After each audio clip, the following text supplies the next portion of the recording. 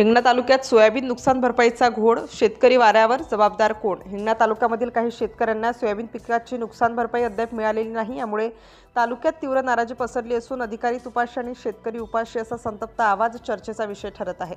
शेतकऱ्यांच्या सातबारा उतारावर पीक पेरा म्हणून सोयाबीनची नोंद स्पष्ट असताना प्रत्यक्ष शेतावर सर्वेक्षण का झाले नाही हा मोठा प्रश्न उपस्थित झालाय। कृषी सहाय्यक मंडळ अधिकारी, कृषी अधिकारी, ग्रामसेवक आणि पोलीस पाटील यांच्याकडून ऑफिसमध्ये बसून कागदी सर्वे केल्याचा आरोप शेतकरी करीत आहेत। अनेक शेतकऱ्यांना सर्वे कधी, कुणी आणि कसा केला याची माहितीही देण्यात आलेली नाही। त्यामुळे नुकसान भरपाईपासून वंचित राहिलेल्या शेतकऱ्यांमध्ये प्रचंड असंतोष आहे।